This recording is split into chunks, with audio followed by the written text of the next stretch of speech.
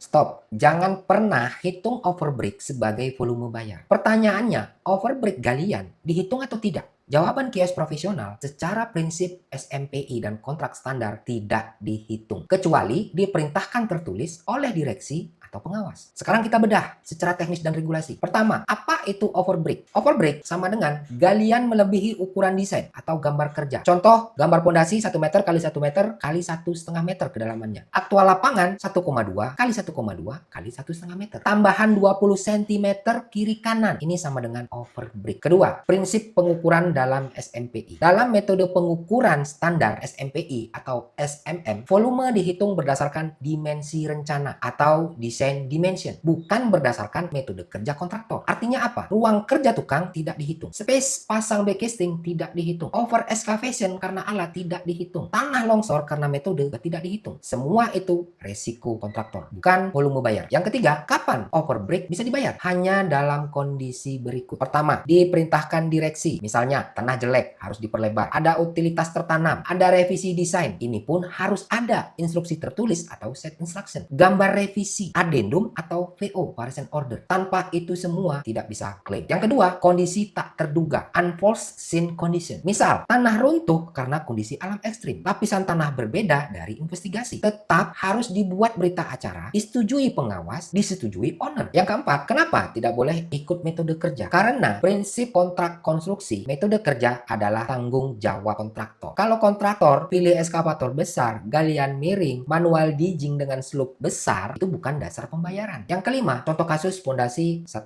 meter kali 1 meter kali 1,5 meter kedalamannya. Volume desain 1 kali 1 kali 1,5 sama dengan 1,5 meter kubik. Lapangan jadi 1,2 kali 1,2 kali 1,5 sama dengan 2,16 meter kubik. Ada tambahan volume sebesar 0,66 meter kubik. Yang dibayar tetap 1,5 meter kubik. 0,66 meter kubik sama dengan risiko kontraktor. Yang keenam, perbandingan SMPI vs praktik yang salah. Secara metode, kalau menghitung ikut gambar, ini dibayar. Ikut aktual overbreak, ini tidak dibayar. Ikut kebutuhan tukang, juga tidak dibayar. Revisi tertulis, ini dibayar. Yang ketujuh, catatan penting untuk QS. Jadi kalau Anda QS, pastikan BQ jelas. Volume dihitung berdasarkan gambar rencana. Cek spesifikasi teknis. Cek klausul kontrak. Umumnya FIDIK dan Perpres 16 2018. Logik sama. Yang kedelapan, kesalahan umum kontraktor. Menggali terlalu lebar. Menghitung semua tanah keluar sebagai volume bayar. Menganggap ruang kerja otomatis dibayar. Itu salah. Jadi kesimpulan tegasnya, overbreak tidak dihitung dan tidak dibayar. Kecuali ada instruksi tertulis resmi. Ada set instruction-nya. Kalau tidak, itu biaya sendiri. Wah, rugi dong bang kontraktornya kalau gitu. Nah, untuk pembahasan ini, kita lanjut di next video.